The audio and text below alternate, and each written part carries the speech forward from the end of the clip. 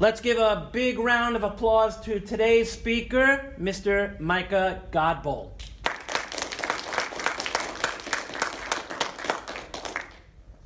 That was not slow, but I appreciate it. All right, well, I'll start with a quick introduction. I am the program manager for a little thing called UI Fabric at Microsoft. It's a set of, basically a design system and a set of React controls that you might have come across occasionally. You'll see it in Outlook and Word, Excel, PowerPoint, and the web ribbon. You'll see it in Calendar and OneDrive, SharePoint, and pretty much most Microsoft products are starting to adopt it as well. So you've probably seen the controls that we build, and we build them for a very specific reason. And I'm going to kind of walk through with this talk kind of why we built design systems in the first place. And then we can, if we have time, I'll jump in and kind of take a look at what we're building, because what we're building in Microsoft is 100% open source. You can go download it, clone it, and build it today. You can submit a pull request if you'd like to today. We're building the entire thing in the open, which is a whole lot of fun.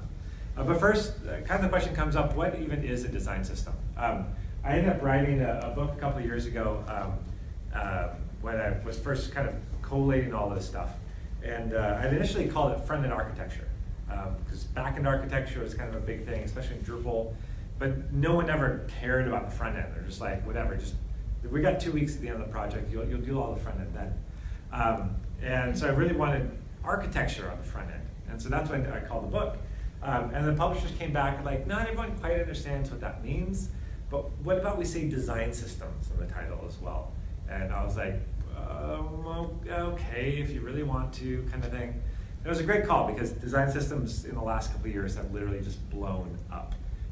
Everyone's building them. Really, everyone's been building them, but now there's this actual moniker around it of what it is and the fact that everyone needs it. And so the conversation is growing around it. So this talk, which is a couple years old now, but it just continues to be, it's really not a tech talk, so it continues to be relevant. It's called Roadrunner Rules, Roadrunner Rules, not Roadrunner, or more what you call guidelines of a design system. If anyone gets that one, I would appreciate it. If not, no big deal. So what I want to do first is I want to talk about my daughter, because she's super cute, especially when I took these pictures a couple years ago. She was 4 back then. And when she wanted a flower, she would say, Daddy, can I have a flower? And if I didn't give it to her in time, she would say, I want a flower now. Probably in a squeakier voice, but all right. And then when you give her a flower, she says, this flower looks beautiful, and it's cute. You remember why you had kids. And then there's my then 2-year-old. His grasp of the language wasn't quite as good as my daughter's. And so when he wanted a flower, he would say flower. And if you didn't give it to him like in half a second, because that's his attention span, he would say flower. And then once you did give it to him, he'd say flower, and it'd be nice and sweet. So kind of the question is, and I'll go over that too quick. Why are we talking about kids, and why are we talking about how they talk and words that they use? It really comes down to trying to understand the difference between these two kids and the grasp of this language. The point is that my son understands maybe a noun. He understands what the thing is, but doesn't know how to construct it into a sentence. He doesn't know that you can put these things together and they create additional meaning. And what that is, that's can be studied by using linguistics, just understanding the language, understanding how we speak and how we put these sentences and phrases together. And you might be wondering, what does this have to do with design systems? And I'll tell you, we're going to get to it. But let's talk about linguistics for a little bit. Linguistics are a set of structural rules governing the composition of clauses, phrases, and words in a given natural language. Definition we're going to come back to several times. It's in totally different fonts, so hopefully my slides actually look half decent, but we'll see. But that's it. Governing rules, composition, clauses, phrases, words. These are things we're going to hit on a bunch. So when you look at a sentence like this flower looks beautiful, we can start using our linguistics, thank you, linguistics to start breaking that sentence down and understanding how is a sentence constructed. Linguistics has a few different areas of study. One of them is syntax, the notion of like the structure of a sentence. You might be doing this in classes right now. The idea is you take a sentence like this and you can break it down into an article and a noun. You can break down into verb and an adjective. Again, I'm sorry about the line alignment. And when you put those together, you have a noun phrase and you have a verb phrase. And that whole thing structures together, creates a sentence. My 4-year-old starting to get that. She's starting to understand that. Well, 4 at the time. 2-year-olds, not so much. So syntax allows us to break these sentences down, understand how words get put together, how we understand that looks beautiful is referring to the flower, or this flower, because of how that sentence is structured and how our language works. Morphology. So morphology is the structure and composition of words. So how do we create words? How do we put words together? So in a word like beautiful, it's actually a composition of 2 different words. There's a noun, which is beauty. There's an adjective, which is full. And when you put them together, you get an even more complex adjective of beautiful, full of beauty. So morphology is the study of being able to break words down into smaller pieces. Each of those pieces having different meaning, where when you put those back together, you're actually able to create more complex words out of that, breaking them down into smaller pieces. All right, that's morphology. So that basically gets us down to the smallest bits of meaning. But when we dive into phonology, we can understand that each of those pieces of meaning has to be conveyed. It has to be conveyed through sound in a spoken language. So phonology is the organization of sound. So understanding that we can break these syllables down even further, not just syllables like beau and beauty, but understanding there's an onset to beauty of b and a rhyme of oo. And that creates our syllable that we try and speak beau to somebody, beauty, breaking those all up into different pieces. So we understand how language is broken up from syntax of sentences down to morphology of the various words in those sentences, to even how we communicate those sounds and how people are able to hear them. And really what this comes down to is it's difficult for us to communicate. If I can't pronounce my B's properly, it's really difficult for me to communicate some of the things I need to say, especially when I need to say like beauty and those types of things. It's hard to communicate those messages. Or maybe I have an environment that's very noisy, or there's a particular hum, and the words or the sounds I'm trying to say continue to get masked by those noises. Those things keep us from being able to actually understand what the message is. And conveying messages is really the heart and soul of communication and language. So this flower looks beautiful. We can understand how to break that down. So what does that do with design systems? Well, nothing actually, but it does have a lot to do with the visual language. And kind of the question is, well, for one, what is a visual language? Nope, I don't have those slides. A visual language is very similar to a spoken language, and it's a way to. I had some great slides, and apparently I took them out. It's conveying meaning with images. So instead of using words to convey the meaning, it's using images. So the question is, what if we did a scientific study of visual language? What if we take the same approach and broke down a visual language? And I think I'm going to, oh, here, I just have things out of order. I've been hacking on this thing for too long. So one definition coming from Wikipedia is that a visual language is a system of communication using visual elements. So very common to, or very similar to like speaking, where it's a system of communication, just like our spoken languages. So there's definitely some commonalities between a visual language and a spoken language. Like they both have a common goal, and that goal is communicating. We want to be able to convey meaning. So as we're building sites or building applications, they're not just pretty pictures. They're not just abstract art, typically.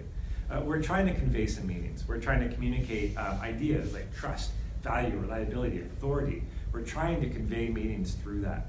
We're also trying to convey, where do we go? Intention. Trying to explain to people what's supposed to happen. What are we supposed to do? What does this application do as we're interacting with it? So like in this example back from Red Hat, you can see the design of this and the visual language of this is driving everyone to a single point. It's that big red button right in the center where all the visual elements are bringing your eyeballs. So these are the visual languages they're trying to communicate to us. What do we click first? What do we read first? What is the most important thing? What are the lesser important things? Where do we go for help? Where do we go for navigation? These are all the things that these visual languages are trying to tell us. Another definition for visual language comes from IBM's design language guides, is that it's a shared vocabulary for design. Again, vocabulary. This notion of I've got a vocabulary in my spoken language, and a visual language being that vocabulary for our design. It's the exact same concept of how do we express ourselves and what is the language of that and the vocabulary that we can use. Another thing they have in common is they both share a lot of common traits. So the notion of dialects. There's dialects in visual language, just like there's dialects in spoken languages. I'm sure we know lots of those in spoken languages. Things like word length, information density, power colors. All these variations are differences we find from one visual language to the next. So for example, here, this is a great example I found when I was first doing research. I don't know if it's still the same or not, but this is NHK World. I've seen it come up occasionally. It's news out in Japan and that area of Asia, and this is their English website. So it looks pretty much just like any news website you might run across to today, from CNN to ESPN or anything. This, on the other hand, is their Asian website. Exact same website on the exact same day for a different audience. The visual language between the American audience and the Japanese audience is night and day.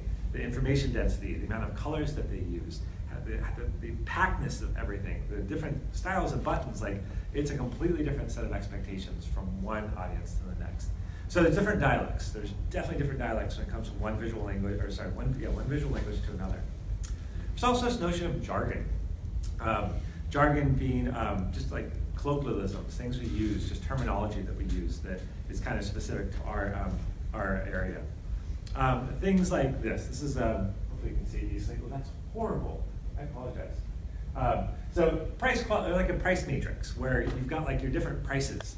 And like here's your low price, here's your high price. You know, each one's a little bit more value and a little bit more money. That's jargon. That's something that's really common within web applications. Like that's the standard way that you present this data. And that's just how we do it. Same thing with verbal languages. We have these ways of expressing things that are really common. And they might be different from one language to another. Price quality matrix. There we go. We also have this notion of slang. Slang are these made-up words, or words that we appropriate and use for a different meaning. We obviously have many words in verbal languages, but we also have them in visual languages. So like this notion of a carousel. Like, who came up with this? Who knows? But we all know if we see some images and some dots below and some arrows on the left and right, we know exactly what that thing is. It's this borrowed concepts from other UI elements, all being all put together to create something new. Hamburger menu. They're everywhere.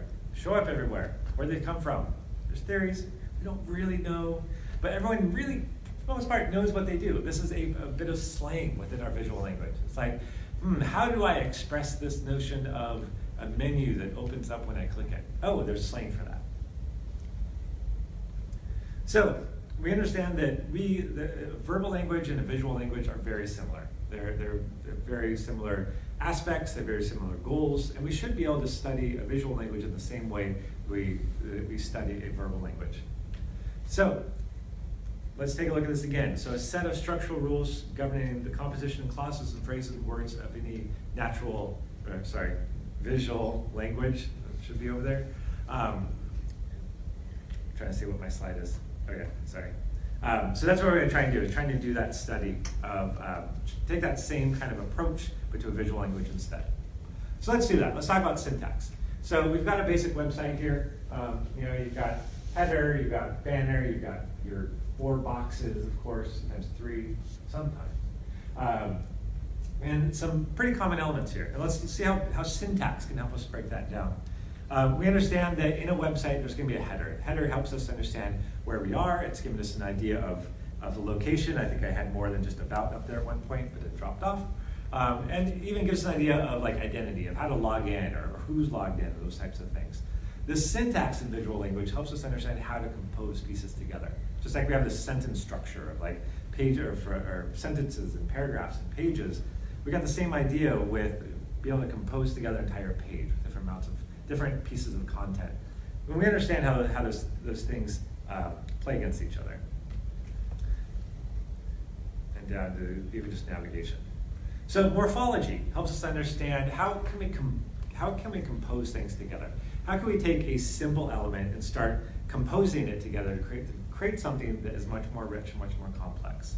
So in the case with these, just like a submit and an input box or password or something like that, we can see how these can be broken down from step to step to step to step until we're left with just really that core piece, that core element that we're able to build onto. Now let's talk about what those actual pieces are. I'm going to dive back into phonology, and then we're going to kind of work our way back up. The notion is that we have a set of sounds in a visual language, and they're obviously not quite rhyme and onset and rhyme. They're going to be a little different, but they're going to be things like layout. We're able to use layout to be able to add character to our visual language. So how spacey is it? Like how much room is there between things? What's the proportion of large to small things on the page? All those layout pieces are going to have a large impact.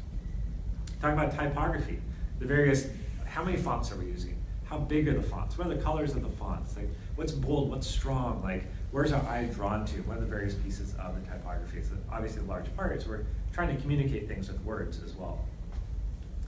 Further, iconography is a large part of it also.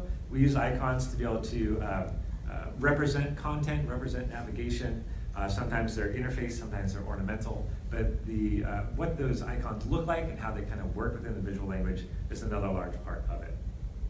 Obviously, color is going to be a large part. The palettes we use, the tints, the shades, how accessible and contrasty it is. These colors are going to say a lot about our site, a lot about kind of the feel. You know, is it kind of cool and dark? Is it kind of hip and modern? Is it really industrial? A lot of these colors can speak a lot about what our visual language is trying to say. And lastly, the sites that we build, they're not static posters that go on the wall. It's not like you walk out to the movie theater and like, oh, hey, that's nice, and you walk past. The sites we're building are actually interactive. These are things that we click on, we move around, we change elements, we click to the next picture in a carousel or something. So these animations and how the page interacts with us is just as important about how we see the page. So now that we know that phonology, let's take this back up to the top. How can we take that word, like these simple words, like just an input in a submit box, and how can we make them fit into our visual language? By adding some layout, or I use, adding some typography, larger fonts, different weights, adding some icons, adding color, adding animation, putting all these pieces together, creating these composite words, so on and so forth, and be able to create things that are much more complex and much more meaningful than just the input in the button itself. We understand that with the submit, it's a big primary action button, and we're clicking on it, we're getting some kind of feedback saying like, hey, we're working, we'll get back to you, we're working at it. Or maybe an input box where we understand this is a field, we can type into it, we understand maybe there's some kind of like indicator of password strength or something like that. There's all these various cues that we can give to someone that's using our components. And then with the syntax, we can then put those back together. We understand that when you put the search box and the submit next to each other, you understand that button is actually associated with the input next to it. So hitting submit is going to have an effect on whatever's in that input. And you're understanding that's part of the larger whole, which is this website, Parks Are Us, if you got all the text.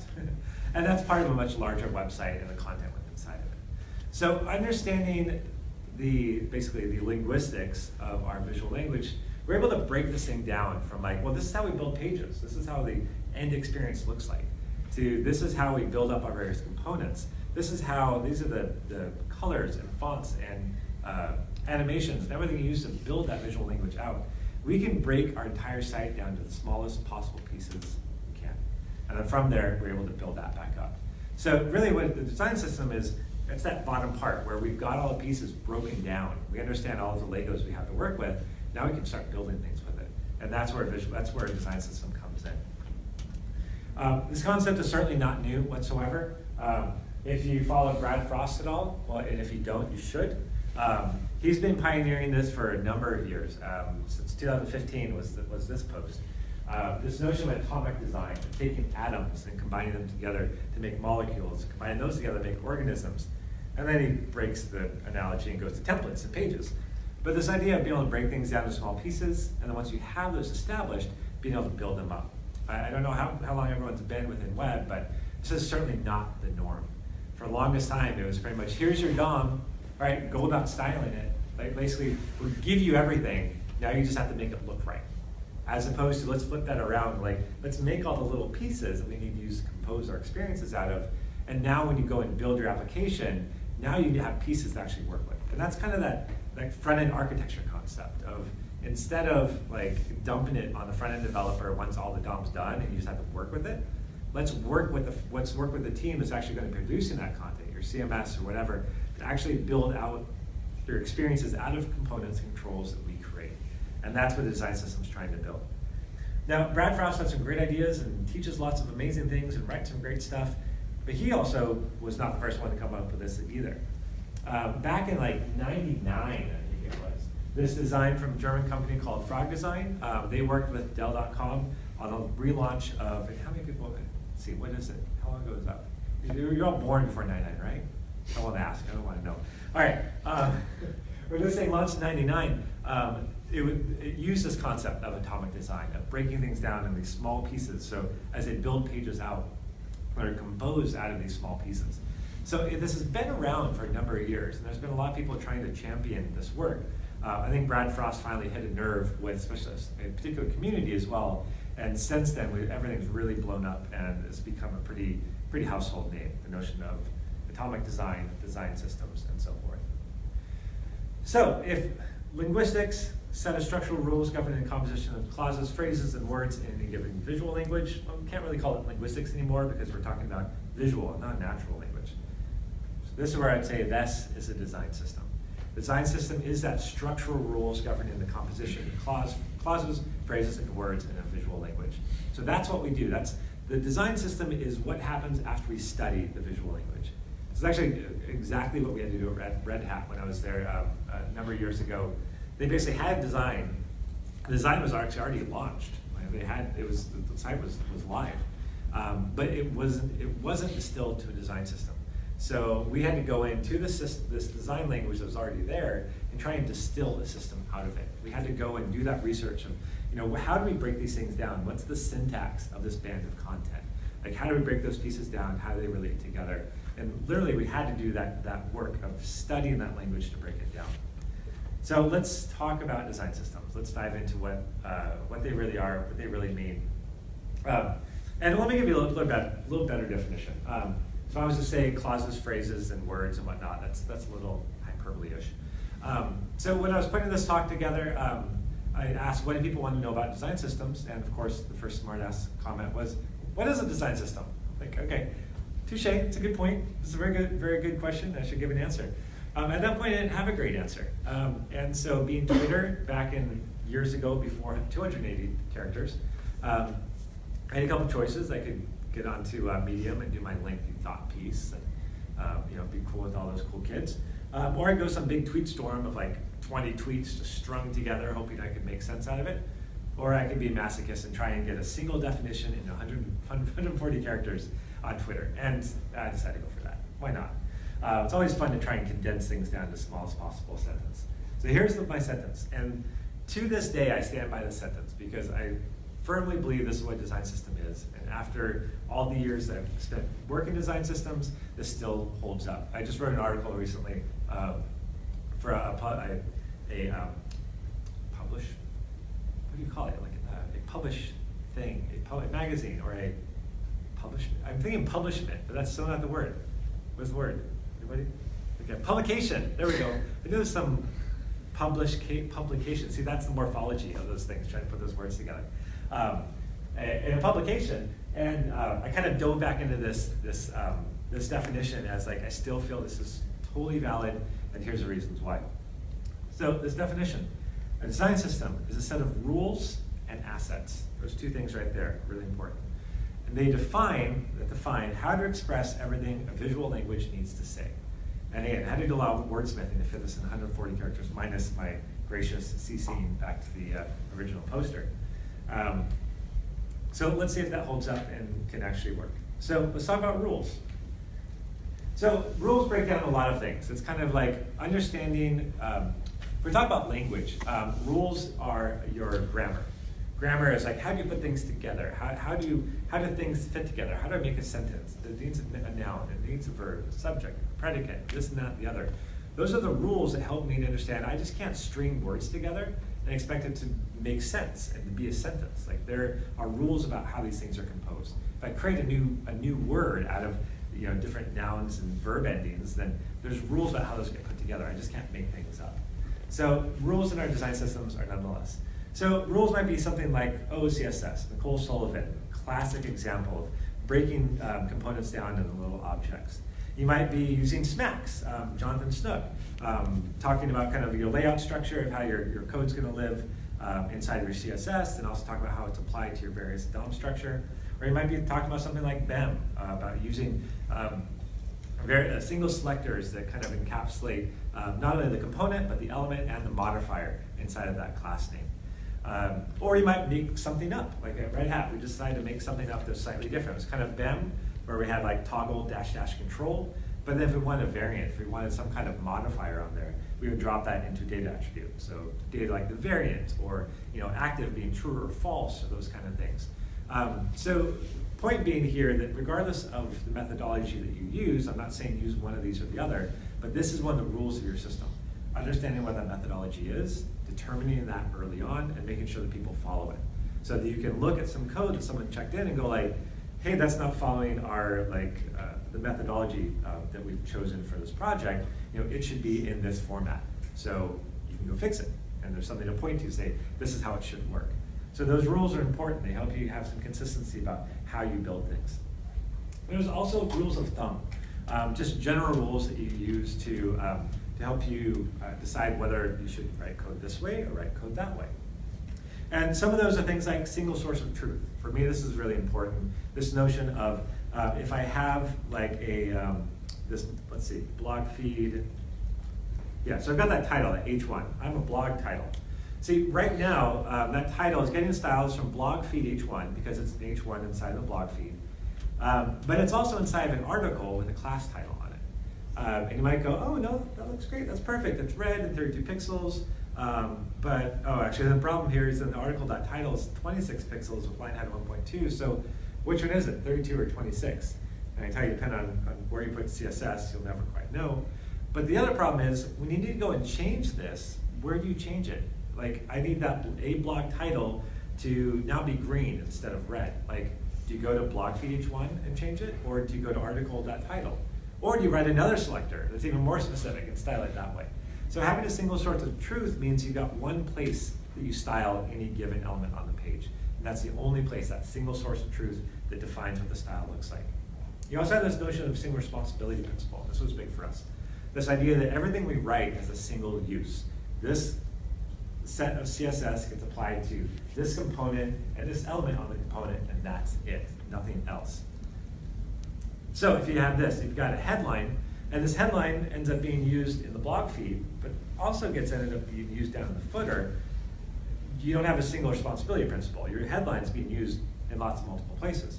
Because the problem comes in of, well, what happens when you need to go to the footer and change the style of that footer headline? Do you go and write a new style for it? Come on, get to the part, there we go. You write a style for it, make it uppercase. Well, now you've just broken your first rule, having a single source of truth. So having rules, having an understanding of how you're supposed to write code. Because you could say, well, no, you don't do it that way. You go to the class and you add another class to it. Because every class has a single responsibility. That might be a rule as well. Point is, there's no one right rule. Point is to have a rule and make sure you stick to it. All right, there's other things like flat CSS selectors. Please don't write this. That is, I can thoroughly say this is not a rule you should abide by. Do not do this. We did it and we hated ourselves for it, because as soon as you're like, oh, but now I want to change a different color when it's on hover, you've now written that. And you've written all of this code to do what you could have done in that. Why? So flat CSS selectors, I definitely recommend. That is essential and should be done. All right. So these are the various rules that you want to determine. These are not all the rules that you might need. These are not all the rules you have to use. When you create a design system, put those rules down. Make sure those are at least understood by the team, if not written down and given examples to. Have a wiki page, talk about do this, don't do this, do this, don't do this. Show bad examples, show good examples, and help people to write consistent code. But rules even go past that. Even go into like asset guidelines. So like, how do you create icons? What's the format? What's the style? How do you do photography? What is the style of the pose and posture? What is the color that's going to be kind of the color look and feel? So you have some consistency throughout the visual language of your site. There's also rules that don't really fit in any of these like specific categories. And oftentimes you'll have these custom rules that kind of just come up as you're building. Like so you keep building these components. One of the ones we had was, we had this very strong distinction between layout components and content components. So a layout would be something that allows you to lay things out, like in a grid or in a column, or 5 in a row or something like that, or just a card or something like that. Some kind of container or layout system had no concept of font sizes or colors or styling or anything like that. It was just a layout. Actually, it could include a background in that case, but it had no concept of what was inside it. You could put anything inside of it, and it would always work. And they have the same concept with content. This content didn't care about where it was put. It didn't have a width, it didn't have margins, it didn't care if it was in 500 pixels or 200 pixels, it just went into wherever it went into. So you can combine any content with any layout and always get something that worked. You didn't find a situation like, well, you can't use that content there because it has to, all those kind of things. Those are our custom rules. And we realized we really need to write those down. So we started doing this, and this is kind of where the title of the talk comes from, is we created this set of rules. We wanted to make sure we're visible, that people could go to and reference them. It could be in a document, you could literally have a link and say, this PR is bad because of this. Boom, there's our rule that says not to do this, and you're doing it. Let's find another solution. They're agreed upon, so someone doesn't go like, well, I don't like that rule, I'm not gonna do it. That's obviously a bad idea. And actionable. You can't just say, don't do that, and then not give them, well, what are you supposed to do? What is the proper way to do it? There needs to be some kind of actionable result on that, not just some big gate where you just can't do stuff. So the reason we call this Roadrunner rules was this right here. Unfortunately, hey, you can actually see it easily. This was going around Twitter at the time, and it was a list of rules that hypothetically, maybe not, Chuck Jones was distributed out to all of his animators and all of his writers for the Roadrunner cartoon. So things like, the Roadrunner cannot harm the Cody except for by going beep beep. And there's obviously no dialogue ever in the entire cartoon except for aforementioned beep beep. Whenever possible, make gravity Coyote's greatest enemy. We know all those falls and the rocks that fall on top of him and beep beep going across. This is the world, the set of rules that Chuck Jones gave to his writers, his animators, to have a consistent environment. This world that they lived in. Every single episode you watched, this visual language, this storytelling language that Roadrunner used was based off of these concepts. If these things were broken, if it was just whatever all over the place and it was no consistency, it would really have put a damper on that world he was trying to build. So these are the rules that they live by, these are the rules we know these cartoons by. And having those same set of rules defining your own design system help you to have a cohesive story behind the system you're trying to create. And I guess really say that was, the rules we put together were what, really the characteristics that drove the system that we were making. So let's quickly talk about assets, because when we talk about rules, we're talking kind of about the grammar of a language. And we're talking about assets, we're talking about vocabulary. So what are the actual things we create, the things we actually get to use? So there's several things that we obviously create when we make a website. First one being HTML. We need some markup on the page. There's lots of ways to do that. From a design system standpoint, we need to provide someone with some HTML. We need to provide a method for someone to be able to render some HTML, is a better way to say it. So there's an application that wants to build something, and they need to somehow be able to render the HTML we give them. We have a few ways to do that. We got the old copy and paste method. So if you go into something like Bootstrap, you're like, oh, this is cool. I like how that looks. I like how it works. I can just take some CSS file and a JavaScript file and some markup, copy paste. I'm done. I've got a drop down.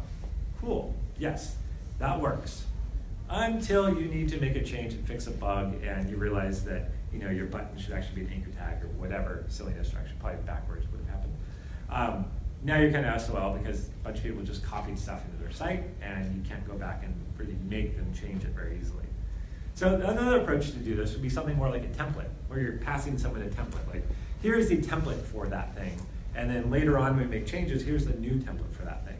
So if you are in Drupal or maybe WordPress with the Twig extension, like here's the Twig file for that button, or the Twig file for that comment box or something like that.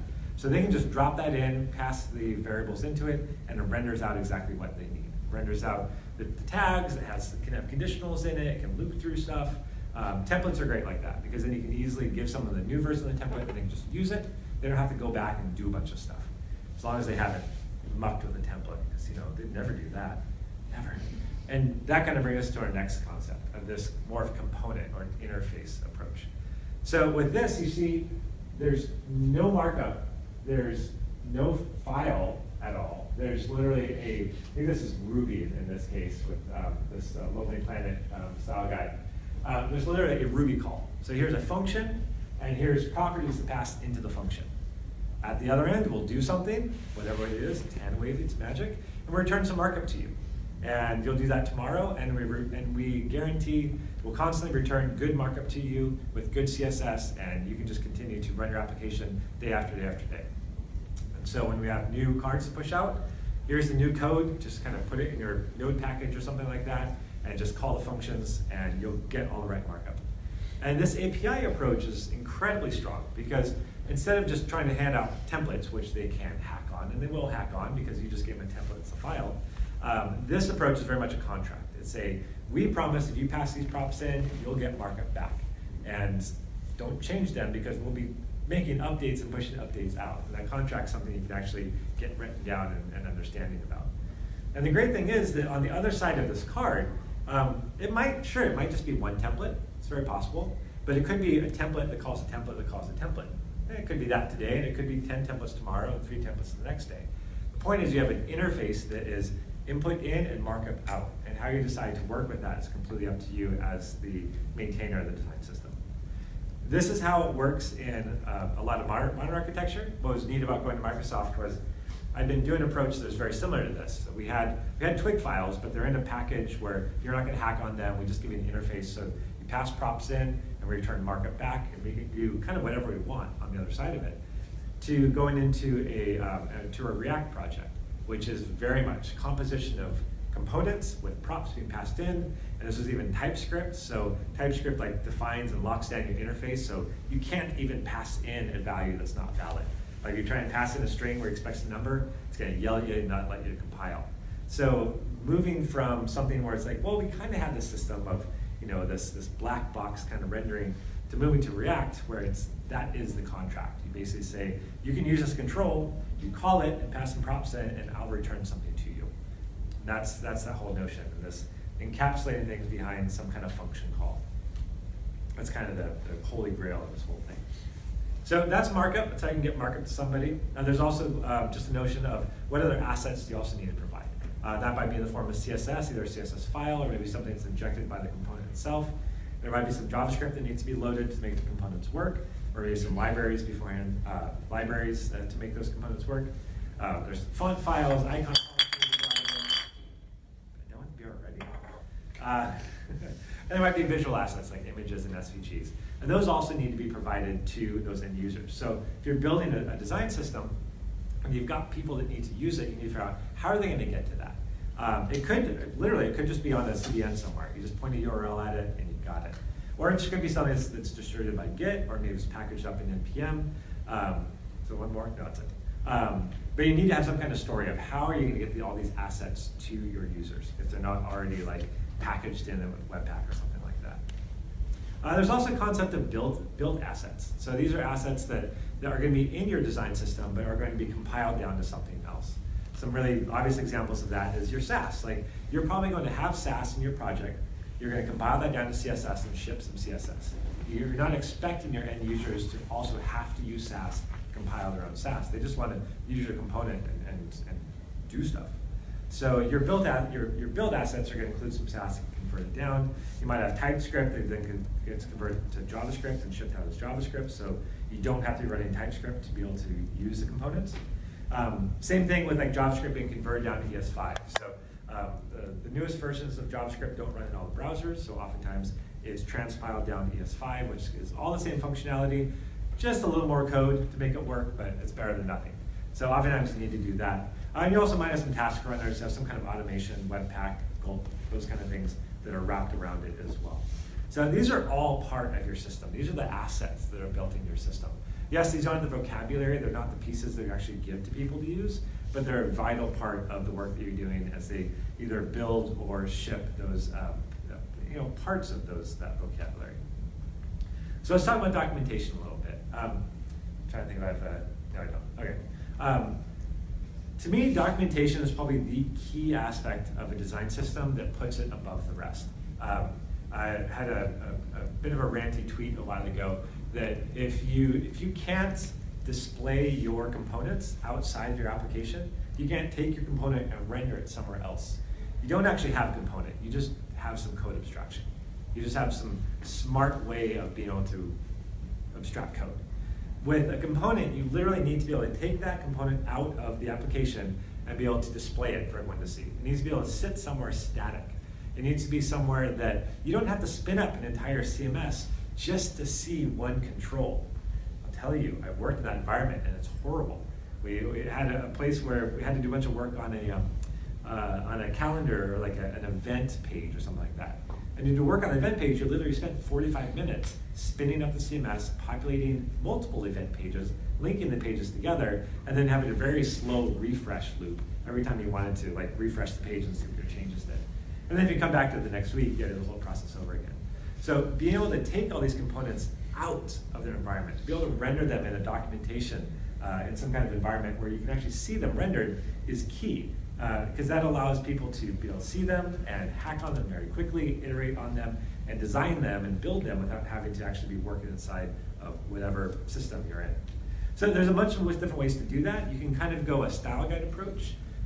If you're just trying to document kind of your components, a style guide is kind of more of a way to, a good way to talk about your design system, the colors and the fonts, and like your sizings, and like maybe talk about your grids, and just kind of document your system.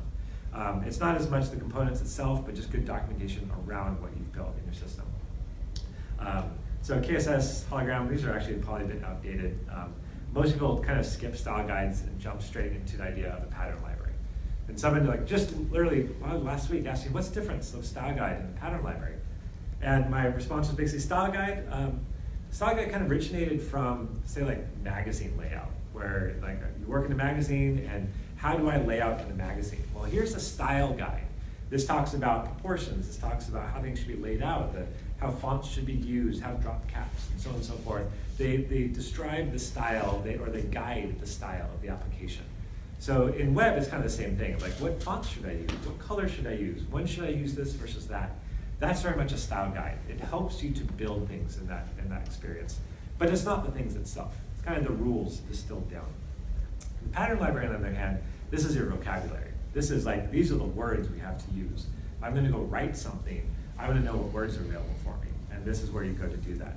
And there's a bunch of really good tools for that as well. So Fractal is a really great one from Clear Left. Pattern Lab is kind of the granddaddy of them all, by Brad Frost again, and Blaine Dave. My gosh, I have to give him credit because he's invited me out to the workshop last weekend. And I lost it. I'll feel bad. I'm sorry. Sorry, Dave. I forgot your last name. Or another one which is becoming extremely popular is called Storybook.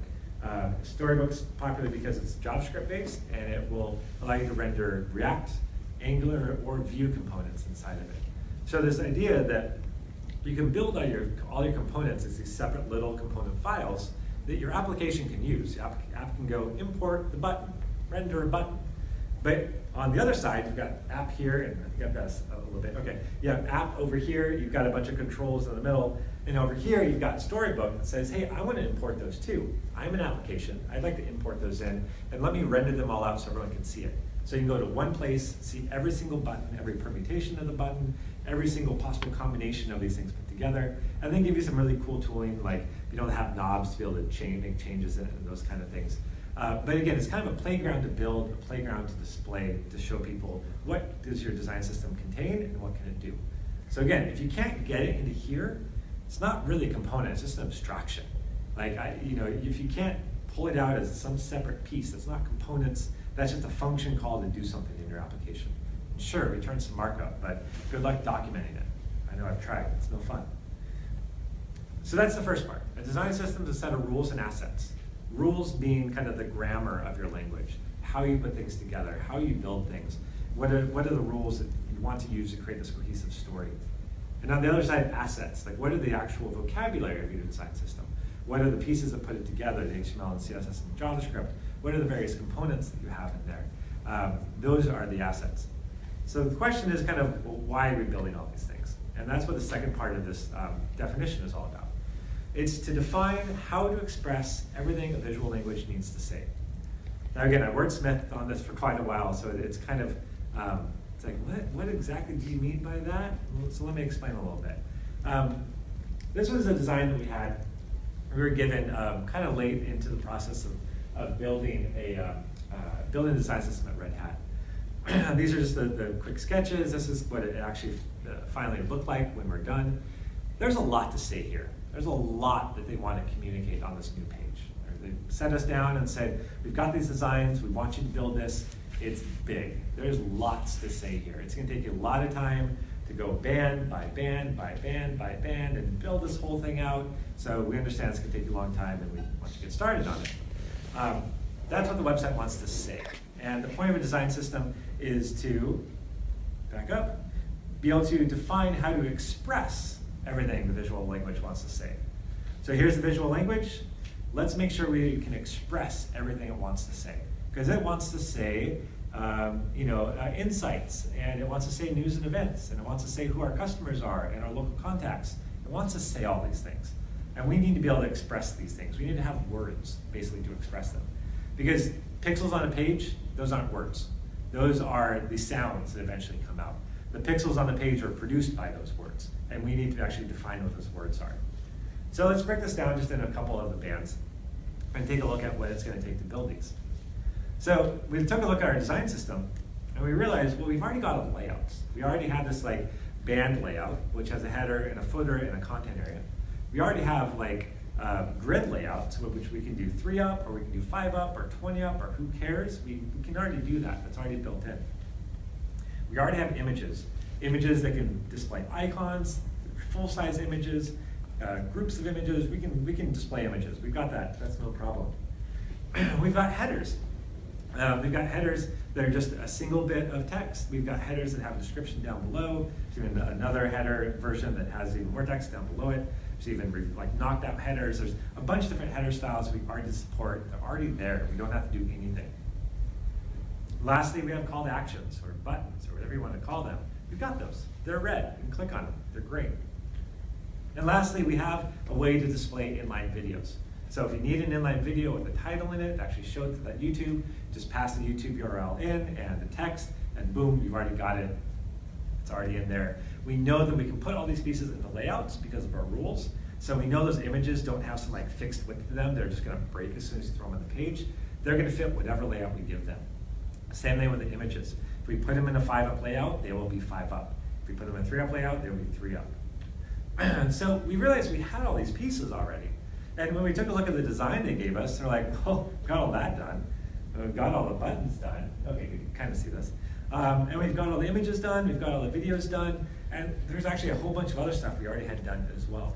So when we took a look at this design and like the sweat rolling off their head of all the work it's going to take to do it, we kind of laughed and said like, well, we've got like maybe 2 things to do, and then we can support this entire design for you. So that is us having a vocabulary. That's us being able to express everything their visual language wanted to say. So I know what you're thinking. This is the Coyote part. Whoa, stop, hold on. What you just said is after I do all this work, that you don't need me any longer. That, oh, come on, more GIFs. Go GIFs, go. Go dog, go. No, all right, come on. You're gonna eat. You know how this goes.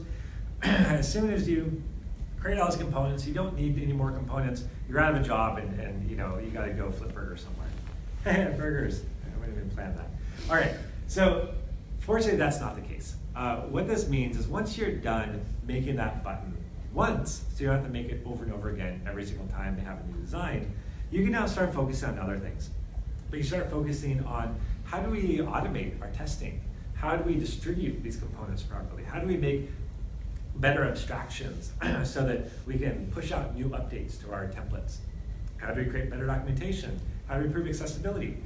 How do we move on to those higher level concepts and problems and stop dealing with, all right, another one of these layouts. All right, let me start writing some code. So, oh man, really? I had one more really good GIF in there and it disappeared. Oh, that's sad. Where are you? There's a really good GIF with Bart Simpson obviously needing to write, on the board over and over and over again. And I think it's like design systems are the future or something like that.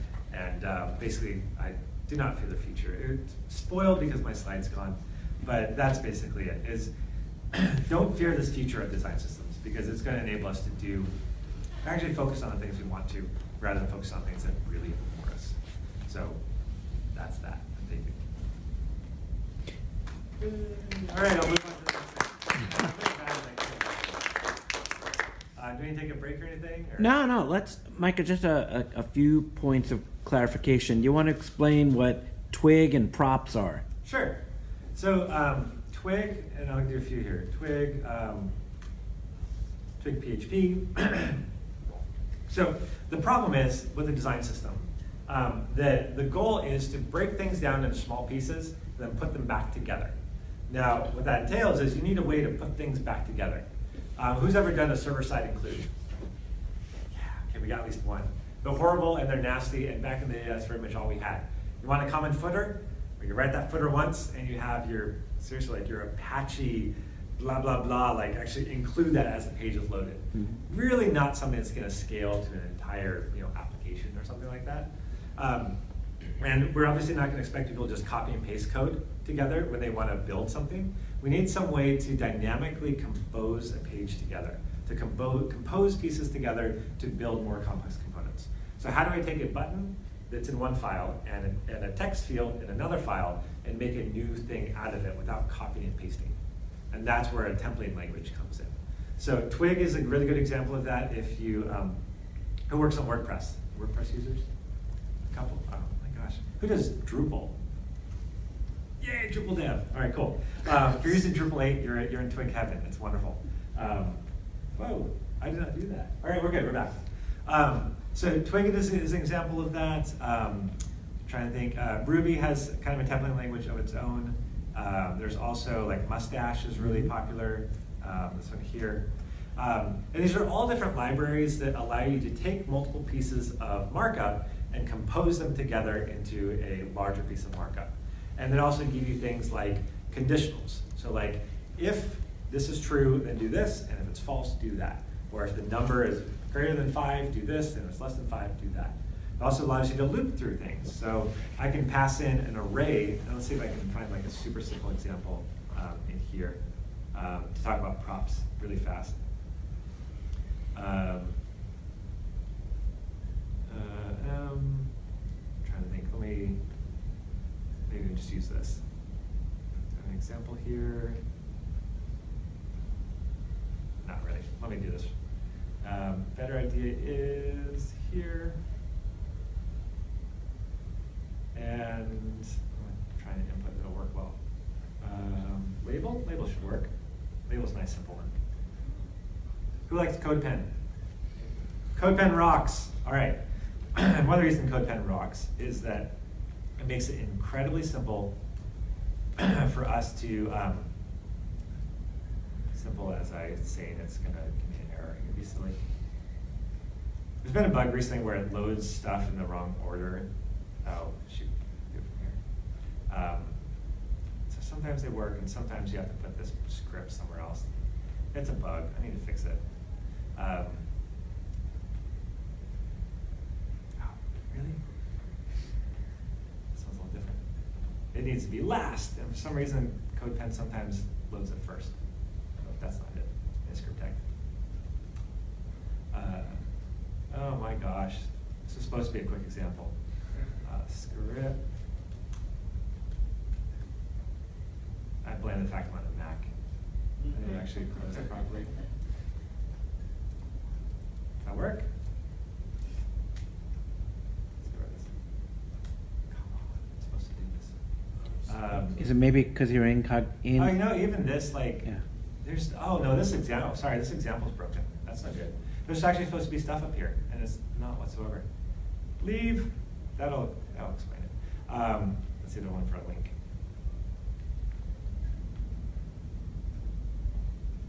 Hey, there's links. The other one, there just wasn't actually an example in there. So let's talk about props. So I talked about this concept of having a contract where we have a link component, and I'll blow this up a little. All right. We have a link component right here that can take props into it. And it can take, in this case, it can take multiple things. Let's see what the other ones are. Maybe link wasn't the best idea. I can take a bunch of others. It can take name, target type, these different strings. Let's see. Let's just do name. So what it means is there's different props I can pass into a component that affects the rendering on the other side. So I can pass a name into it, and that name's a string. This is my name. And the component, just kind of exactly like it's just like a property in an HTML element. It then uses that somewhere in what it builds. So that's the first one, is it renders as a tag. So if I inspect that, we're gonna see that, that name in there. That's super tiny. Oh, come on, there we go.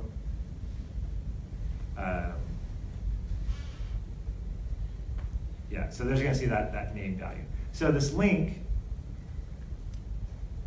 that works. So this link renders an A tag, and it takes the href and places it in the href, and the name and passes it into the name. These are just passed straight through. We're using the same prop here as an anchor tag uses, but we also find things where like, you might say like hidden, or you might say, what are some other random props? Like in a toggle, we get something a little more complex. Toggle have props like, is it checked or not? So we can tell it to be checked. Actually, that's an HTML one too. Right, let me find one. Off text. Okay, here's one. So with the toggle, we can actually tell this toggle what the text should say when it's off versus when it's on. And I don't think this is an HTML property. So we can have a toggle that says on and off, or we can say, open and close. Yeah, actually, this is definitely not. And what we do in the component is we actually have two things. We've got a button that you can click, goes back and forth, and we have a label next to it that uses the on and off text and the state and so forth, and it determines the value to use. So these are props. These are things we can pass into a component and use those to determine what the output should be. So that's this whole black box thing. Like, I just say, it's a toggle, here's the props, what happens on the other side, don't worry about it. Don't worry about it. We'll figure it out. It might be different today from tomorrow, but we're going to continually give you something that works really well. Yeah, that's the whole concept of props. So with Twig, it's the same thing. You're able to pass values into it. I was just trying to think if there's like an example in the Twig one, because they basically work the exact same way. Give me a Twig template. Sorry, I could have looked at this earlier. Now this is all on. Yeah, I just talked about writing the files. Anyway, Twig's the same way. So you basically call the template and you pass it some prop values, and when you're writing the template, you're going to say, oh wait, these are the props coming in. Now I can actually do something based on those props. And if someone passes in like an array, so that's kind of the other thing to note is that, and maybe I can do this, show this real quick, is that sometimes you're not just passing in strings.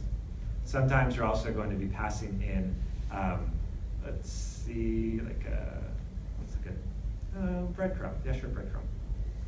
Oh, it doesn't have a link. And Micah, what site are you on right now? This is the documentation for our Fabric site. So from Microsoft's Fabric. Developer.microsoft.com. If you look up Office UI Fabric, it's probably easiest. Like that. Hey, even in Incognito, there's more things. Let me just see. Try to find what has an array that would be able to go to. I can just show you in the code here real quick. Like in this case, the items for the command bar are actually an array. So this is an array of objects, and each object has keys like name and image and like icon props and that kind of stuff. But just to know, your props can be strings, they can be numbers, They can be arrays, they can be objects. You're passing data in for the component to use. Mm-hmm. And it's a lot of fun because then you have data you can start manipulating and making decisions off of, and using this data to build your DOM structure out. If you've ever hacked around with jQuery, trying to like make a jQuery slider where you write something and you go grab it and then you manipulate it and build something, kind of that same power where you're being passed some data and you can go and actually do stuff with it. And getting into some kind of templating language is, I'd say, a really important skill. If you don't do much of it, literally templating languages were the first time I did like a for loop or did an if statement or just even understood what variables meant. That was my introduction to programming. It was just understanding how a templating language worked. So highly recommend, if you are in something that can use a templating language, take advantage of it. Yeah. Some of the students did Mustache in some of their courses for some of their work. Mustache is a good example. Mustache only goes so far. Right. There's lots of things that it doesn't do. Does it do templates, or does it really just do? It doesn't do like external templates, does it? Or maybe it can. I haven't played with Mustache a bunch. It's a very kind of low-level templating language, and it's logicless. So it doesn't have a lot of logic to it. But yeah, if you get into playing with Twig, play with React or Vue, have templating languages of their own. Angular has a templating language, so highly recommend playing around with it. Whatever framework, CMS that you're into. If you're building static sites, find the static site generator that can use templates. Templates are great, they're fun. Micah, before I open it up to Sure. everyone here, if you go back to the Microsoft Fabric site, are a lot of the apps that we're using in Windows HTML based now and using this Fabric? Or the ones in Windows, no. Okay. Oh yeah, that didn't work. I need to find a good example for a quick file. So these are React components. They're just React web components. So if you are using I'll look down here. This down here is native Mac iOS language build. There are opportunities to do like React Native and those kind of things. So there are some ways to kind of bridge to use JavaScript languages to be able to write native. But the stuff we're building for the web is for the web clients. So if you go into Outlook for the web, Calendar for the web, any SharePoint, obviously on the web, all those kind of things are being built for the Windows controls. So anything web-based through a web browser. Or Electron apps as well. So if you're using Teams, if you do Slack or anything, those are all Electron apps that are literally HTML and CSS and JavaScript behind the scenes, just being rendered inside of an Electron app, which gives it a little bit more access to OS level kind of stuff. I'm going to sneak one more in. So how has the implementation of a design system changed the way Microsoft delivers applications? Just kind of give me one to knock out of the park. Yeah. Okay, no, that works. Yeah. And then every single student's going to ask you a question. That's your cue to be thinking, I think. The story I love to tell is this command bar, mostly because I wrote a lot of it. So I have a personal investment of the fact that it worked out really well. So the command bar a year and change ago was just this big monolithic component. There's pretty much everything except the buttons. So like I've got buttons, and even some of those were handcrafted. Pretty much just everything was written in one file. A bunch of logic, a bunch of DOM, a bunch of stuff being put together. There was a hard-coded search box that could only go in one place. It really didn't even work very well because it was just a hard-coded search box. It was all encompassing. It really depended on nothing else. And part of the kind of the mantra of design system is to use small pieces to build larger experiences. So recognizing that there's this really important piece of UI, like if you go to Outlook, right at the top is a big command bar with all your commands to delete and forward and reply all and all that kind of stuff. That's the command bar. So we had lots of bugs with it, and it was hard to work in because it's big monolithic code. And there's a bunch of functionality in there that we couldn't share because it was just stuck in this file. So what I did, the work I put into this was, how can we break this design down into smaller pieces? How can we break this down into smaller reusable pieces that other people could use as well? Because one of the big things about if I can get too good, yeah, one of the big things about this control is that if you get too small, the page will probably break on me. There we go. If you get too small, some of the elements are dropped into an overflow menu. And unfortunately, you can only do it with JavaScript, and a lot of JavaScript. But the way that we were doing it was hard-coded into this control, make this in smaller pieces, and that'd be great. Like, well, let's have something that's a little bit more usable. Well, then the team from Outlook, PowerPoint, Excel, and Word came along, the team that worked on a lot of the shared components. I have no idea what I can get to. If I can just find like an image or something. Oh, let's do PowerPoint. Word, like words. If you've used, no, single line ribbon. Got a single line ribbon image? No, it's not that ribbon. So they've got a new single line ribbon, so it's just a single ribbon that goes across. They were wanting to build that, and they needed that exact same logic. They needed to be able to measure the space that was there, and then reduce the amount of content in it to fit into that space. And so I talked with them and worked with this other team. So completely different teams in silos with guns pointing at each other. That's how Microsoft works. Work with them to try and figure out what are the specs of this control. What does it need to be able to do? How abstract does it need to be able to work not just for this control here, but for the entire ribbon inside of Microsoft? So we went to work, we kind of spec'd it out, I wrote up the initial component for it, and the initial component worked. Cool, it works, it does the job. But then the developers over on that team came to it and went, this is good, we like how it works, we can make it better. So being an open source project, and if you could probably go back and see the entire history of it, in GitHub, they started doing pull requests against this thing called the resize group. And they're like, let's add some better caching, and let's add some better like first load support, and let's add this and add this and add this, make this better, make this better, make this better. And that's great, Danny. Like I'm glad they did work to make improve their situation. So now the Word ribbon is actually more performant and better and loads faster and so on and so forth. But there's a great thing that happened when they did that, is that these command bars kept getting better and better and better and better. Every time they checked in some new code that improved the performance of this one component, every component that used that improved.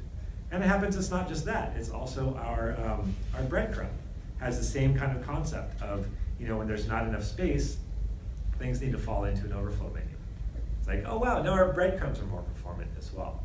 So this situation where we're able to build these controls in a way that everyone can work on them, open source model, and do it in a way that they're shared so everyone can build off of these foundational pieces, we're able to leverage one person's work over in one silo, and it bubbles up in every single other silo in the entire organization. So it's that kind of effort that we want to be able to stimulate, I guess, to be able to support.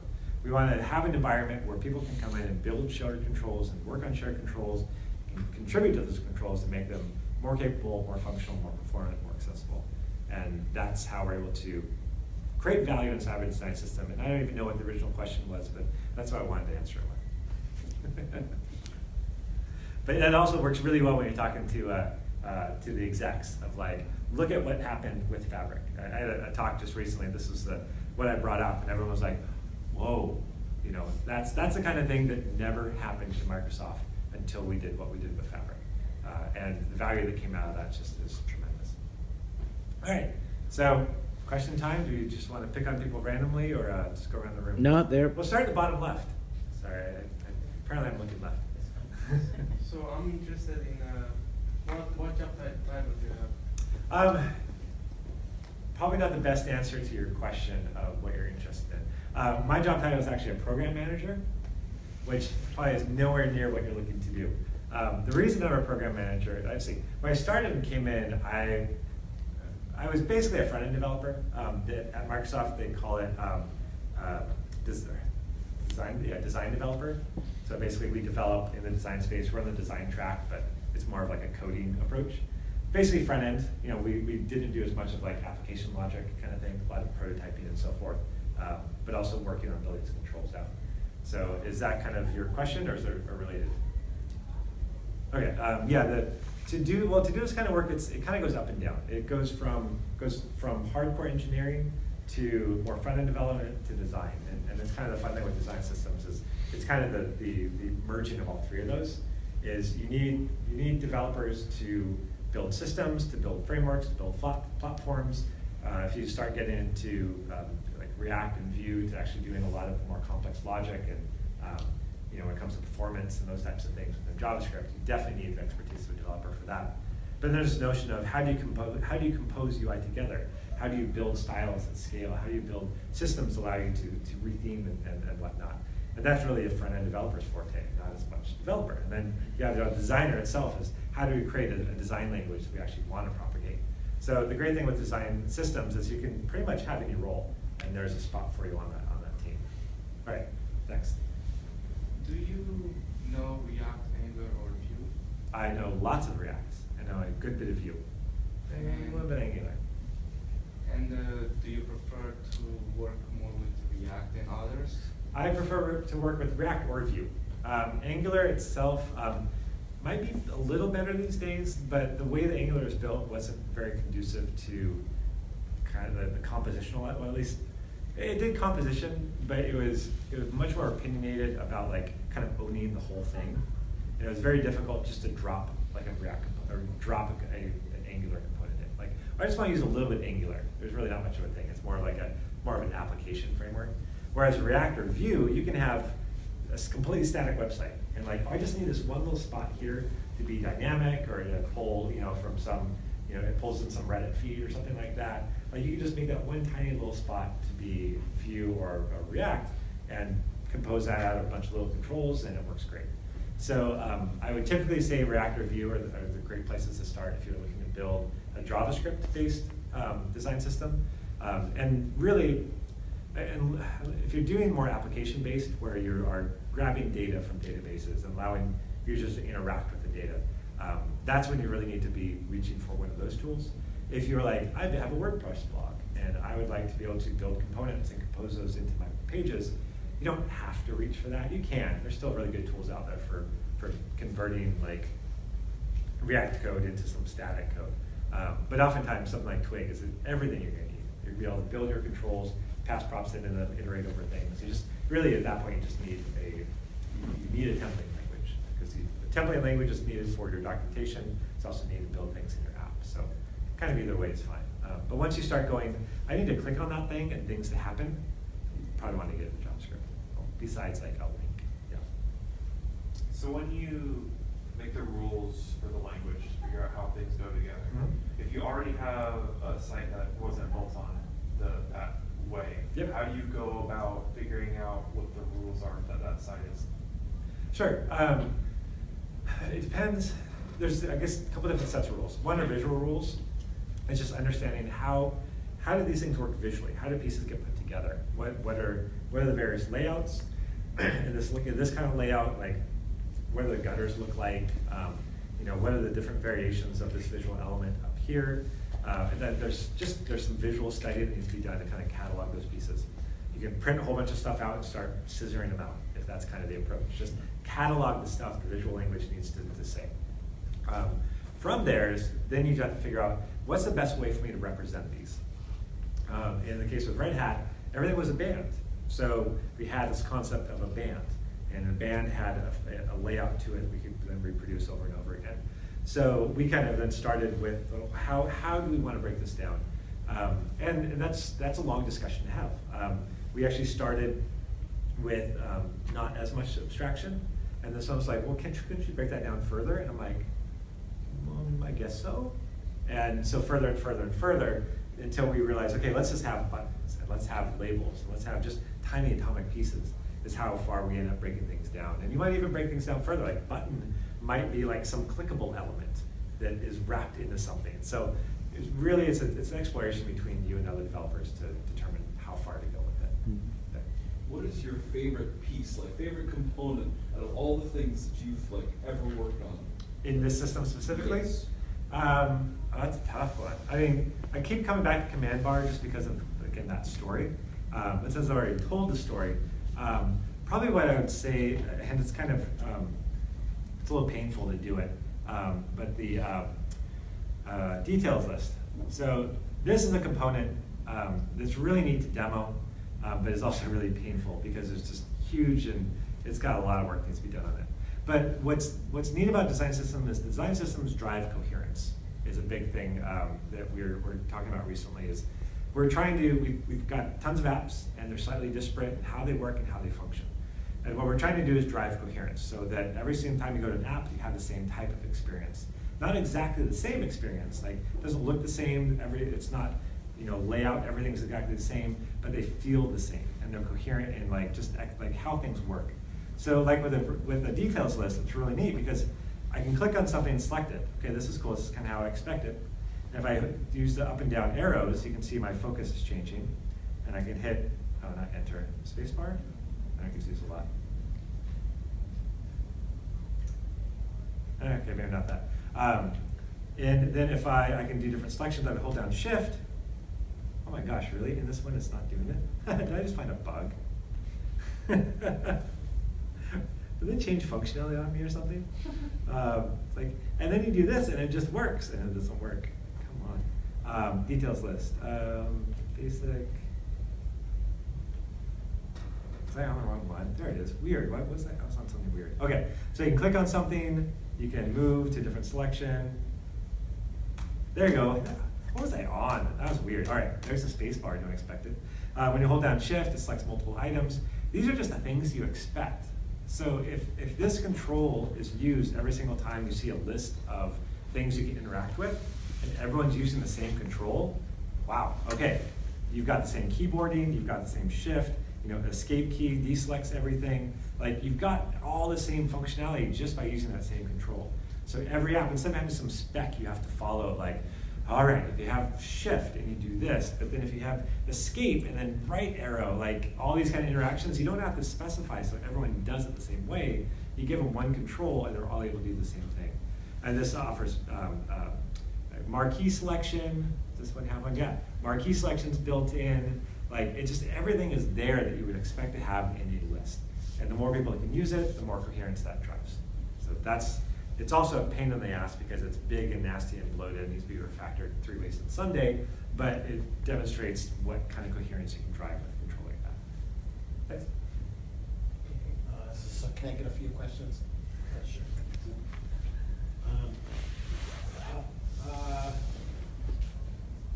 First question.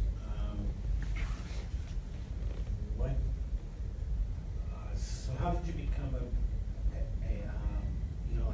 really good front-end developer? What kind of things did you learn? Or okay, yeah, I can answer that one pretty quickly. Doing it over and over and over again. My first kind of trial by fire for web development was I worked at a print shop of all places that designed websites because it was slow back in 2007. We needed something to do. And we initially started with some company that just like you give them a design and they build that design on the CMS for you, and then you sell that back to the customer, and everyone's supposed to be happy. Until they come back and like, oh, we want this one little change, and you have to tell them, yeah, it's $100 for us to change a word or something like that. They're like, what? So we realized that relying on some other company really sucked, and we really just would rather do it ourselves. So if we need to make a change to it, we actually have access to that. So we basically had like probably 30, 40 websites built. Super simple websites, 3 pages with some content and contact phone number. But they're sites and they had visual design to it. And we needed to, like quickly, before this company decided to kick us off and just cut all our customers off, take all those sites and turn those into this other CMS. It's a CMS made simple, which I think is still around. CMS made simple. PHP based on Smarty, great open source little project for just making simple sites. So my trial by fire is basically taking all like 30, 40 websites and like the designs were there, the content was there, I just need to build a site. If you've ever heard Brad Frost on, he's got a podcast, and no, not Brad Frost, I'll take it back. Chris Coyer, his podcast is just build some websites or whatever the line is, and it's so true. So I basically just went through design after design after design and like build a site, build a site, build a site. And I learned how to do things quick, how to do things efficiently. I realized, ooh, what if I could have a template I could start with? Like, you learn all those things by basically doing that work of how can you do this better and how can you improve on it. And learned a lot of like, how do I fix this edge case and that edge case and so forth. And that was basically everything I needed to learn to apply and get a full-time job in web development. The other thing was, the other thing with CMS Made Simple is that it has a templating language. Again, template languages. So it's built with Smarty, which is a PHP template language, really pretty similar to Twig. But what it allowed me to do is like, oh, there's a gallery template, or there's a gallery plugin that allows you to do like photo galleries on the page. And literally that template just took in image data and dropped it into a template with tags. So I could go and grab any like gallery plugin I wanted, jQuery plugin I wanted, and go like, all right, I'm gonna use this template language to build out the DOM in the right way, and then throw jQuery at it, and boom, I had something cool on the other side. So learning how to use that template language to build what I wanted was a really strong part as well, because that got me to understanding kind of the logic and flow of taking data in and producing something with it. So I think those kind of two things, build lots of sites, and start working within the logic of, you know, how do you use some of those more advanced tools to not just write some HTML, but write it better and faster and easier. Yeah, was that? Yeah, so just one more. So how does the language you come up with translate over to, like, you know, the other languages around the world? Like it's like verbal languages, or like if you, the site's in German or something like that? The visual languages. Visual language. Do they work in places where, like, there's the right to left kind of RTL, things okay. going on, or yeah? Yes, most definitely. Part of it is the web's already pretty darn good at it.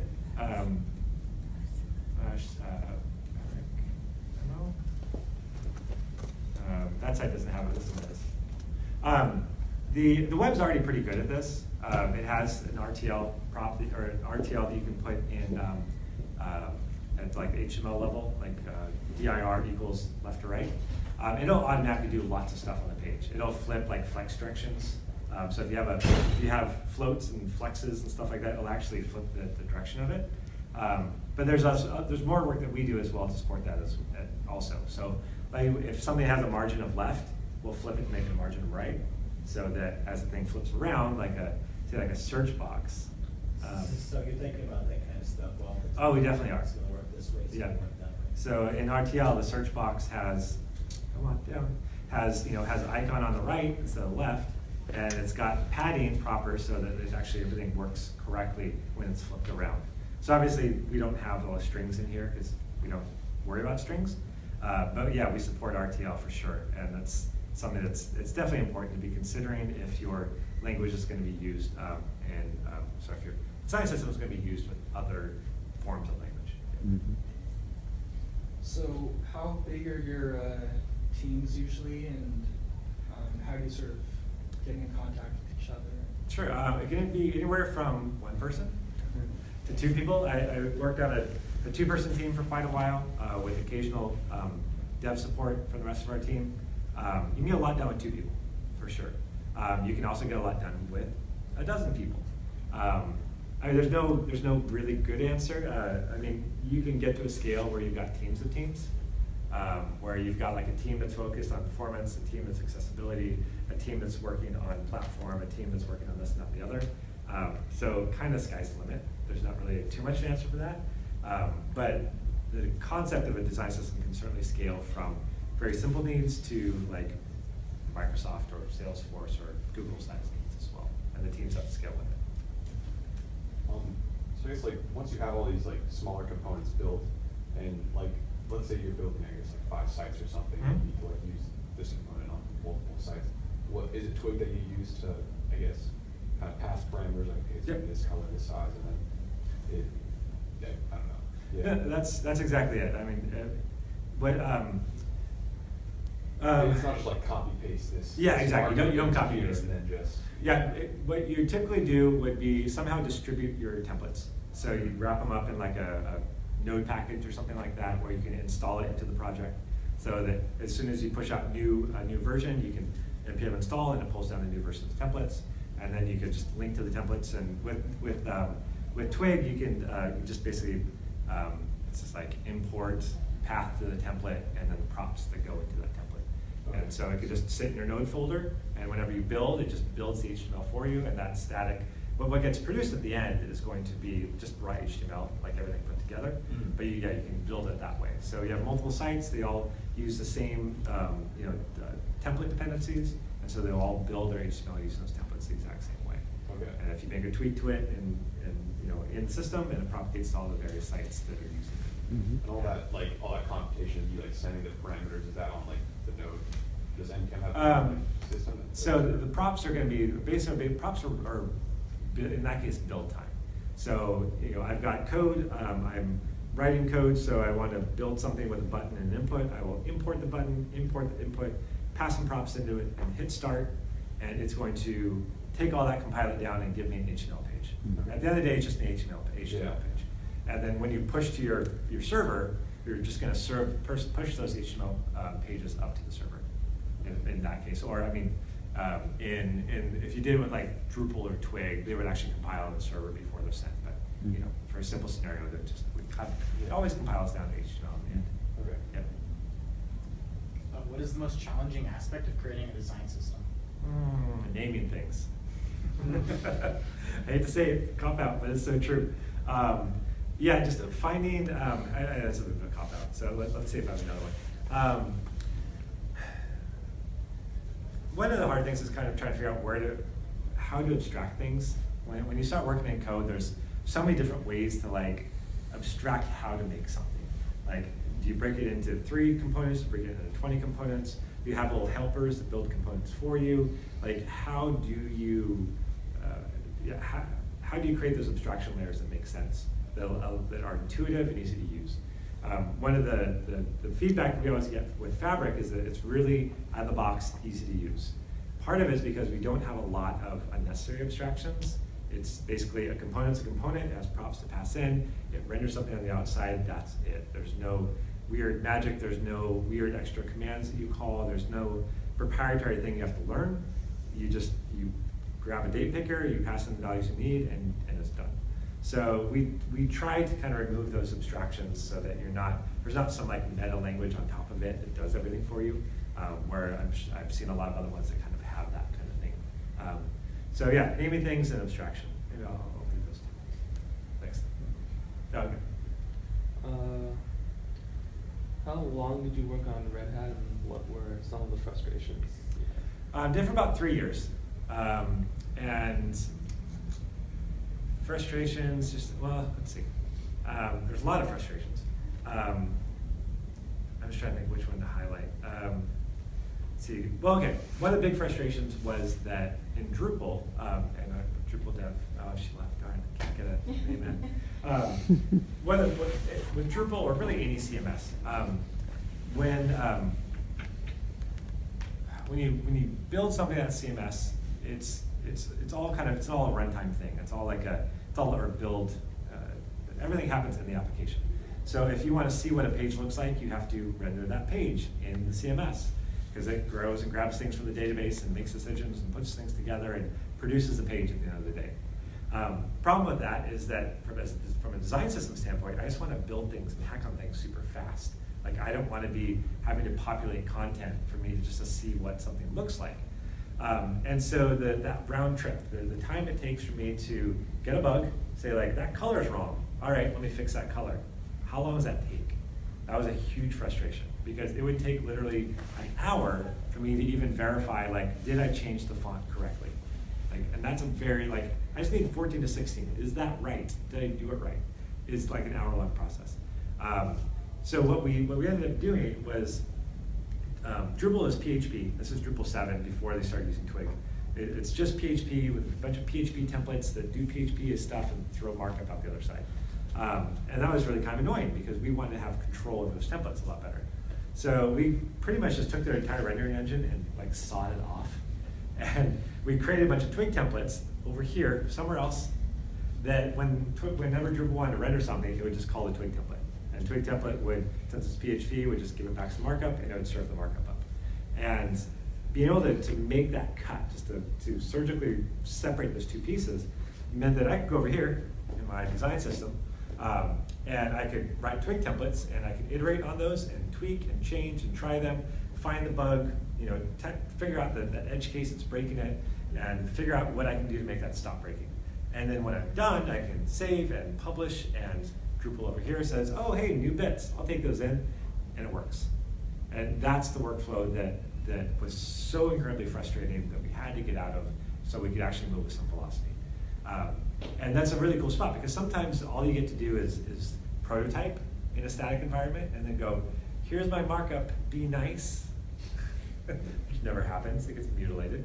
And once you're done with that, you can't like go, here's my new markup, please change it, please. That never happens. But with our approach, we were just giving them templates. And so we would give them new templates, and here's the new templates. And we would be able to actually not just prototype in that environment, but make changes, add things to it, add functionality, and all doing that with like a split-second response time. So biggest frustration and the biggest win. All right. First, I wanted to say thank you for improving the user experience with Microsoft. We're doing our best. It was a kind of a waterfall effect or something. Yeah, look at our stock price tomorrow. That was all me. Yeah. But could you help us understand how you went from print, where you started, to where you are now? Sure. Kind of fill in some blanks. Yeah, there's a little bit of a jump there because every time I look at it, it's kind of like, wow. I was still working at a print shop in 2011, so 7 years ago, I was making $16 an hour. So things have changed a bit, and yeah, it took me basically 5 years to get from that to Microsoft.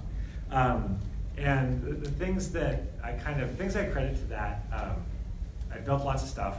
I got into an industry where I could do that as a job. I mean, that's nice. But it's also past that. It's like, what are my passion areas, and where can I start putting effort and sweat and tears into? Probably the most exciting thing about working on the web is that it's a developing platform. My wife's a photographer. Photography doesn't change a lot. It's the same things over and over and over again. Technology gets a little better, some techniques kind of improve once in a while, but it's not super dynamic. Web, on the other hand, like, if you've learned everything there is to know about web today, and if you don't do anything for 2 years, and you come back, you're like, shit, everything's different. Like, that's an exciting thing, because if you're a developer starting today, you've got 2 years to really dig into what's new, and when you get to that 2 years from now, you're like, yeah, all this new stuff, I know it really well, and those people that haven't been paying attention don't. So your ability to catch up is incredibly quick, because you're able to just focus on learn what's current and learn what's coming, and you're able to ramp up super fast. It also means that there's opportunities to start investing in some of those areas. So I got passionate about SaaS. I got passionate about design systems, partially because SaaS was kind of the door to, like, how, not just modular HTML, but how can we have modular styles? And that was the door opening for SaaS. Like, you can import a file. I mean, I think SaaS is basically it's a templating engine for styles, for CSS. Works the exact same way. You can iterate over arrays. You can work with objects. You can do conditionals. It's like literally the same thing, just to spit out CSS instead of spit out HTML. So I got really passionate about that because I saw the need for it, the frustration with it. And I started going to meetups. I started writing blog articles. I started doing a podcast. I started speaking at conferences, speaking at meetup groups, speaking at conferences. And it was a lot of that work that led to getting hired at Microsoft. A lot of it compounds, because you do the work, and that opens up an opportunity. That work opens up the next opportunity. And so, like, the work I did leading up to the job with Red Hat was doing a lot of kind of that groundwork of developing skills and developing kind of a bit of a personal brand. Going to Red Hat and then having the trust to say, like, I want to build your design system, is basically what it was. They needed to completely redo their design system. They asked me how many times I'd ever done it. I said 0, and they said, okay, go for it. So having that trust and opportunity, spend the next 2.5, 3 years doing that, turned into a whole bunch of talks, turned into a book, turned into speaking opportunities, turned into a chance for me to grow and to have a story to tell about what I was able to do as a developer. And it was literally that story that got my foot in the door and probably got me that job. Without it, I might have eventually gotten something, but building that personal brand and building that story that I could tell about what I do and what I'm passionate about, I think was the biggest part of it. Hopefully that helps. Yes. Yeah. We have one more question for Micah, because we're just about out of time. Nice having you. All right. I have 2 questions. But what's it like to work at Microsoft? It's amazingly different than what I expected, is a good way to put it. In what way? If you follow Microsoft much, we had a big seismic shift about 4 or 5 years ago with somebody leaving and somebody coming in, with Satya Nadella coming in and Ballmer going out. Ballmer had a very, very different idea of what the company should be and how it should be run. Satya has a completely different idea of how it should be run. So had I joined the company 6 years ago, I probably would have left pretty quick. Coming in now, it's a completely different world. So in that respect, it's pretty amazing. It's a huge organization. There's a lot of struggles and frustrations, but the direction they're going is it's for me to be part of an organization that's empowering, not just people. I mean, the tagline is like to empower everyone to be more productive or do more or something like that. But we're also taking this to developers as well. Like for the longest time, I was a Mac guy. Like if you want to do dev work, that's what you do. You get a Mac, plain and simple. No ifs, ands, or buts about it for a number of years. But the shift they've made in the last couple of years has made it to like, I don't know, Mac, you've got to really kind of step it up if you want to start winning people back onto the Mac platform. Because Windows and Microsoft have been doing so much to make life for developers easier. And not by shoving some new framework down their throat, but by saying, hey, where do you want to be? What do you want to do and how can we support you? And that's the company I enjoy working for. Because we are here to try and we want to make things better and make things awesome to work with. So that's a quick question. What's your second one so we get to it? How many times do you test out a design system just before it gets out there? How many times do you test it? Yeah. Well, we release every day. So we get our design system out there every day. And we test on every pull request. So I don't know if that answers the question, or is it kind of like what is your criteria before shipping? Is that kind of the question? Yeah. Oftentimes we'll do kind of this like staged shipping. So we have an experiment section where we can have code in our repo that uses the same tools, that publishes in the same process and all that everyone can contribute to, but it's an experiment. We understand that the interfaces can change, the code can change. We can literally just delete it tomorrow and no one should care because it's an experiment. That gives us a place to play without having to worry about, oh, Outlook's using this code and we just changed it, we just broke them. That's not a good thing to do. That doesn't win a lot of friends at Microsoft. So we make that clear delineation between this is code we support and we have a service contract about, this is code we're just hacking on. So that's where we make sure it's ready, and we make sure that we're ready to commit whatever we have in there for a very long time. So we don't want to make a change, we don't want to add a prop unless we're going to say we're going to support that prop for the next 3 years. Okay. Like whatever that functionality provides, we're going to support that.